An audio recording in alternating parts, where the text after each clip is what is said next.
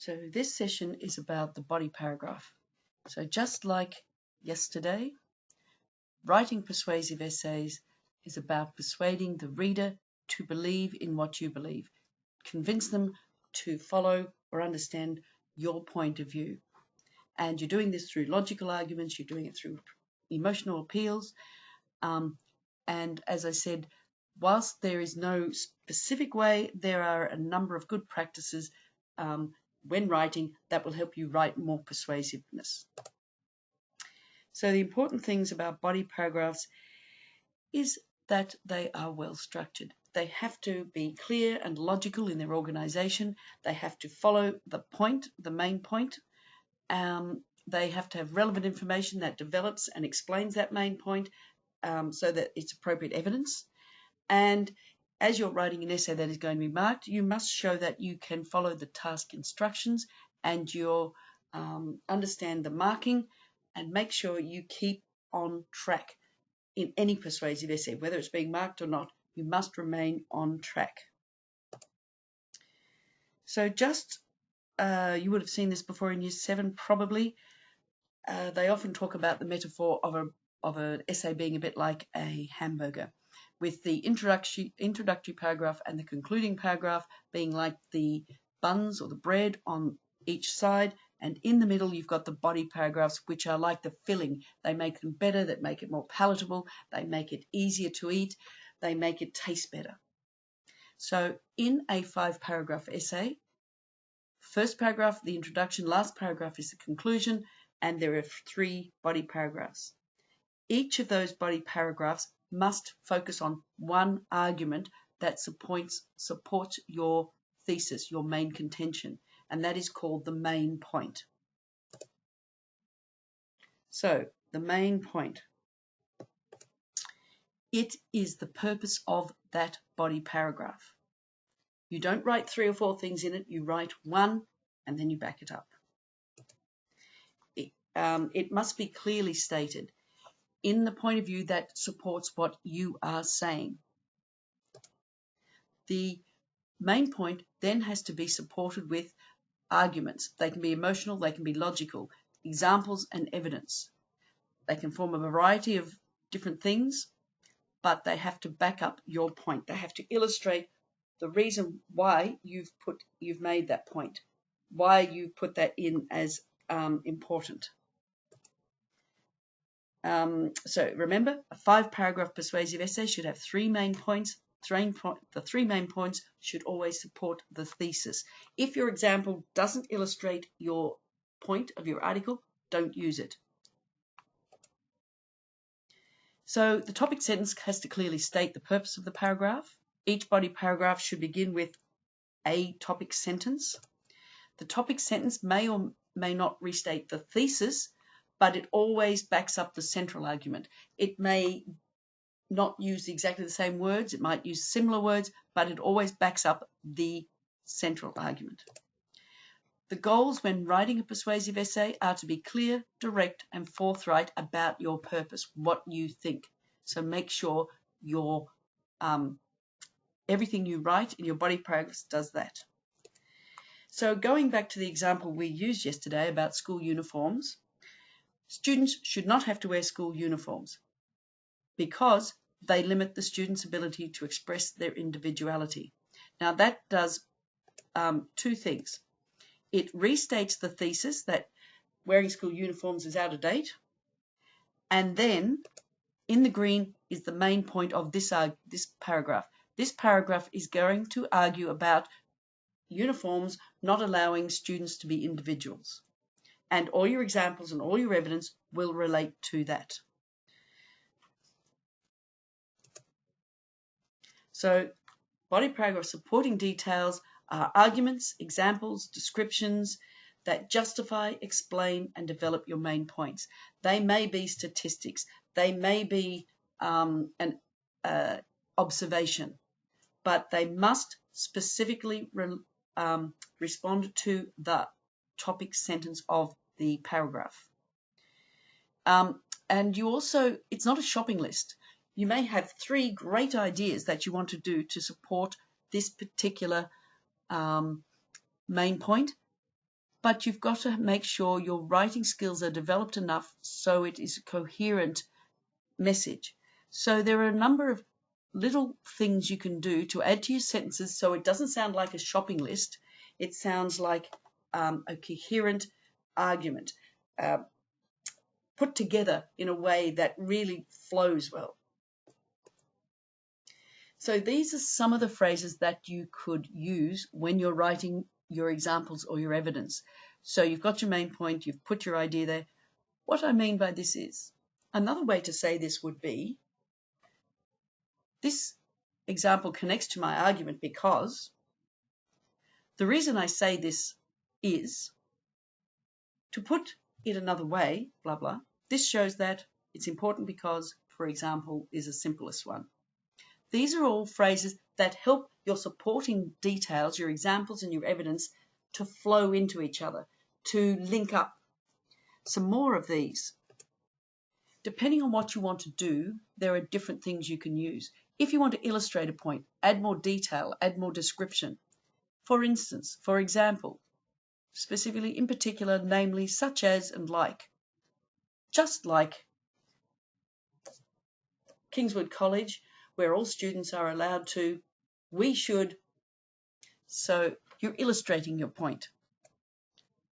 If you want to introduce an example, you could write, for example, thus, as an example, for in the instance of, in other words, to illustrate. These are all allow you to introduce an example to your argument. If you're making a suggestion about something, you might have, keeping this in mind, I would like to present, for the purpose of argument, let's say that, and give an example. Therefore is another one. Phrases that help you transition between one piece of information and another piece of information, and you might end up having 3 different pieces of information. You could use also, furthermore, in addition, additionally. Besides that, likewise, as a result of this, we could say that. Otherwise, however, and similarly. So all of these things help you transition between one piece of information and work into another. And if you want to contrast things, on the other hand, nevertheless, despite, in spite of, conversely, instead, by the same token. Although people say that uniforms make students at Whitefriars feel like they're part of a community, nevertheless, I say you can still be part of the community if you, conversely, blah, blah, blah. By the same token, is that necessarily true? I would argue blah, blah, blah.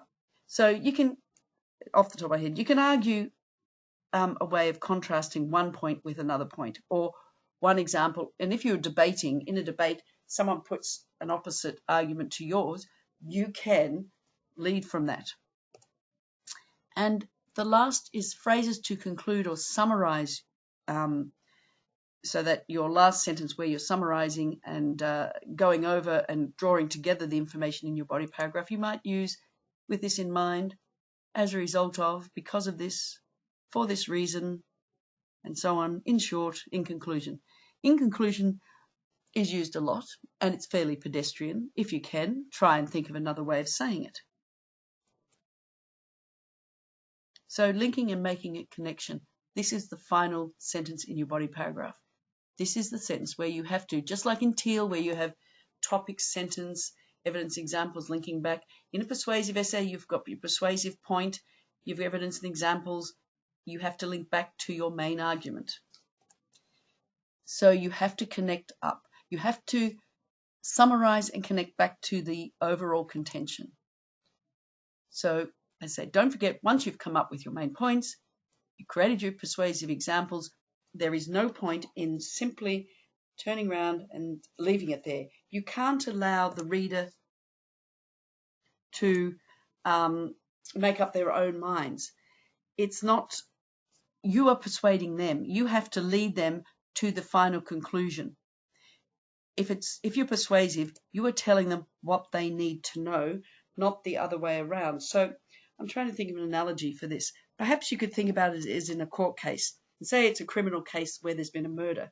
The prosecutor in this criminal case might just say, wouldn't just say, and there was some blood, drops of blood in the defendant's car, and then go on to another point. They wouldn't leave it there because that's, well, so, and then the jury could think, well, yes, maybe he cut his hand. Or you've got to then link it back to exactly what they have to infer from your points. So you are telling them what they need to get from the evidence and the examples you've given them. So the final sentence of the paragraph should be concise, summarize the key points, reinforce the link back to the overall argument, and often provides a link towards the next point if you're really a good writer. Now, it's a good idea to make some plans, and here's a way that you might plan your essay before you start writing it. Now, this is really simple. The introductory paragraph, the thesis statement, the contention was that unleashed dogs on city streets are dangerous, or a dangerous nuisance. My topic sentences are going to be dogs can scare cyclists and pedestrians, loose dogs are traffic hazards, and unleashed dogs damage gardens. They're my 3 topics that I'm going to use to support my overall statement. And my supporting details that I'm going to talk in that first paragraph, I'm going to, dogs can scare cyclists and pedestrians, cyclists can be forced to zigzag across the road, school children can panic and turn wildly on their bikes, perhaps going out into traffic. People are walking at night freeze in fear and they might go down a dark street where they wouldn't normally go, whatever. My second topic sentence is about loose dogs are traffic hazards. So specifically talking about traffic hazards, the first one where that school children panic and turn wildly in the bed, they could fall off them. They could hurt themselves. This one is specifically about traffic hazards. So they make people swerve their cars. The cars, to avoid the dogs, might run into cars, other pedestrians, crash just into something like a tree. And children coaxing dogs across busy streets create a danger because they could run out in the street and then chaos as everybody tries to avoid them. So the traffic hazard. And my third point is going to be about unleashed dogs damaging gardens. So I might say they step on flowers and vegetables. They destroy hedges by urinating on them and defecating on the streets. And they mess up other people's lawns by digging holes because nobody's looking after them. This would be my plan, and then I would put together and start writing my essay. So this is only a plan, but here I've planned out 3 paragraphs with 3 different topic sentences and 3 types of supporting details that I'm going to use. So it's not a bad idea to spend 5 or 10 minutes putting your ideas together. It makes it easier to write your essay. And notice I haven't written a conclusion because we haven't done that yet. Now, here's another plan for a body paragraph. This body paragraph has 6 sentences. It's a simple formula. You could use it to change to fit the topic you're writing. Sentence 1 is your topic sentence. So here you're making a claim about the overall topic of the essay that relates to the thesis. So this one might be, students who learn how to write well will earn better marks in most classes. The second sentence explains why this topic sentence is true or adds a little bit of extra detail. This is true because most instructors assign a variety of written assignments, and depending on the class, these written assignments often encompass a large percentage of a student's final overall grade. So that's expanding a bit more on your topic sentence, adding a bit more description to it. The third sentence is giving an example to support the claim. So it's a for instance sort of statement. If you think back to my linking sentences, for instance, as an example would be another one. All college students seeking a degree will be required to take a composition class. In this class alone, students will write 5 different essays. Then another example could be, and here you're adding a second example, think back to those linking phrases. Furthermore, other classes such as history, psychology, nursing, etc. also require students to write multiple essays. So you've got your topic sentence, you've expanded on a little bit, you've given 2 examples. Then you've got a third bit of evidence which is taken from an outside source. So you might have an expert witness or an expert author, scientist, whatever it is, the topic, one that fits your topic. According to Professor John Doe, Professor of English at Ames Community College, the average undergraduate student will write 25 different essays while seeking a bachelor's degree. This number increases dramatically for students who go on to seek a graduate degree. So this is an expert talking about just how much students have to write, which supports your evidence why students write well, because they have to write a lot, which their marks are based on. And then the sentence number 6 is a concluding sentence, wrapping up that paragraph. So we start off with, instead of writing in conclusion, we write, as all students, regardless of their major, will be required to compose a large number of essays, it is important that they learn how to write well. So this is what happens, and this is why it's important. So there's your body paragraph. That's the plan. So 6 sentences in your plan, following the example, expert opinion, final. And then you just put it together so that it reads, students who learn how to write well will earn better marks in most classes. This is true because most instructors assign a variety of written assignments, and depending on the class, these written assignments often encompass a large percentage of a student's final overall grade. For instance, all college students seeking a degree will be required to take a composition class. In this class alone, students will write 5 different essays. Furthermore, other classes such as history, psychology, nursing, etc. also require students to write multiple essays. According to John Doe, a professor of English at Ames Community College, the average undergraduate student will write 25 different essays while seeking a bachelor's degree. This number increases dramatically for students who go on to seek a graduate degree. As all students, regardless of their major, will be required to compose a large number of essays, it is important that they learn how to write well. So there's our body paragraph. Succinctly put,